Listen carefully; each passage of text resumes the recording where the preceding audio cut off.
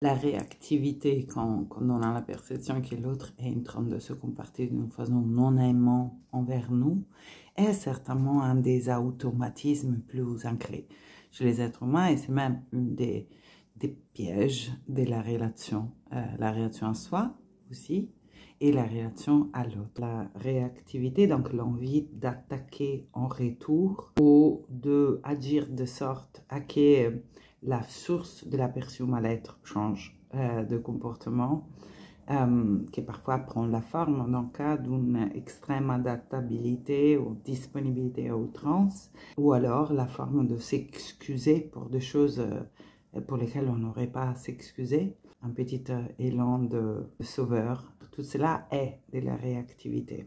Alors, la réactivité est de la peur, hein?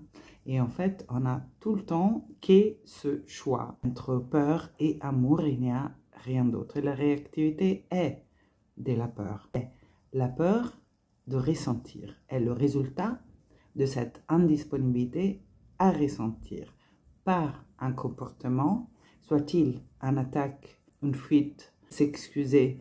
Je suis en train de chercher à ne pas sentir l'émotion qui se déclenche en réponse au comportement d'un autre. Faisons un exemple, et d'ailleurs assez frais pour moi. Quand une personne qui vous est chère s'exprime dans une forme de jugement envers nous, on peut être tellement tenté de répondre avec un rejet, une attaque, une critique en retour. En désamorçant la réactivité, je me suis laissé sentir qu'est-ce que le comportement de l'autre révélé à l'intérieur de moi. Ce n'était pas son jugement à créer en moi un sentiment d'insuffisance. Son jugement révélait un sentiment d'insuffisance qui était là auparavant. Ressentir l'émotion inconfortable est ce qui m'a permis de tirer le fil pour me mettre en écoute de les pensées qui me traversaient. Ces pensées du type « je ne suis pas assez équilibrée, je ne suis pas assez régulée, je ne suis pas assez intelligente », etc., etc. Devenant conscient de ce discours et de l'émotion de honte qui s'y accompagnait, en restant en présence à ça, donc non pas complètement collé ou embarqué par l'émotion et l'histoire qui s'y accompagnent, mais en étant dans un choix de présence consciente à ce que je vivais, j'ai pu donc aussi voir qu'il s'agissait du discours de cette partie de moi qui ne se rappelle pas qui je suis, qui on est, c'est-à-dire cette partie qui est identifiée avec le regard que le monde pose sur elle ou a posé sur elle. Cette partie-là est précisément l'ego, donc est la partie en nous qui se définit par le regard du monde.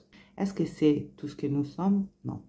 Nous sommes un être qui est fait de la même étoffe du principe qu'il a créé. Notre être est de nature divine. Ça veut dire qu'il existe un lieu à l'intérieur de chaque être humain où réside, où vibre, où respire l'amour, la joie et la paix du divin. En restant présente à l'activation de mon ego, donc de mon identification avec quelque chose qui ne sait pas qui je suis, en la traversant, non pas essayant de court-circuiter par un raccourci philosophique ou spirituel du type ah c'est l'ego, c'est l'illusion, mais plutôt en acceptant de traverser cette densité, d'y aller dedans. Et en allant dedans avec ma présence, en permettant le ressenti, déjà le ressenti qui date, à alléger un peu de cette charge qu'il porte, préalable, cette charge d'une émotion qui n'a pas circulé maintes et maintes fois au fil de ma vie, quand à nouveau j'ai adopté la perspective d'insuffisance amnésiaque par rapport à sa vraie nature. Ressentir allège et amener de la conscience et de la présence au cœur de l'illusion permet aussi d'ouvrir la voie à que la vérité grand V puisse s'éclore, puisse se révéler. Et pour moi, la guérison est vraiment ça. Au cœur de la densité et de l'illusion, s'ouvrir à la vérité et laisser à rentrer la vérité au cœur de la blessure. Quand j'accueille l'événement tel qu'il est, ce qui se passait avec cet ami, son jugement, et que j'accueille le ressenti qui se révèle à l'intérieur de moi, qui se déclenche à l'intérieur de moi. Cet mouvement-là de oui à ce qui est mon féminin. La partie qui amène de la conscience et qui donc est capable aussi d'une d'identification, d'une posture observatrice du mouvement de la vie à l'intérieur de moi, y compris l'histoire qui s'accompagne à cette émotion, cette partie-là est ma conscience. Et là, on est dans la dimension du masculin.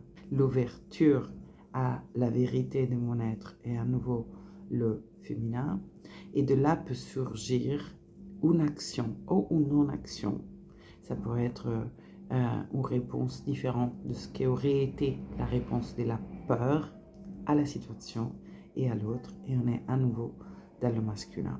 Cette harmonie possible des deux polarités à l'intérieur de nous, on la connaît comme le mariage intérieur. Cet état est aussi la base, le fondament pour vivre une expérience complètement donc différente de toute relation. Et nous sommes des êtres relationnels en relation avec le monde à l'intérieur et à l'extérieur de nous tout le temps.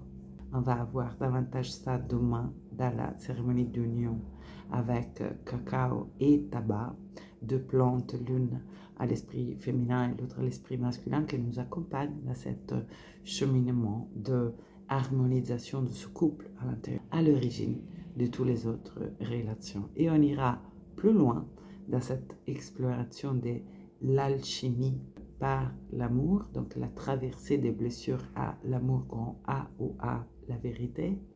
On ira plus loin dans le stage pour femmes, 16, 17, 18 mai à Brocéliande, dans une plongée encore plus conséquente dans les terres Qatar, sud de la France, dans l'Aude, du 12 juillet au 19 juillet. Et là, on fera vraiment un focus sur la relation et comment on peut traverser l'activation des blessures dans nos relations pour se relier davantage à soi-même, au soi et à l'autre. Je vous attends.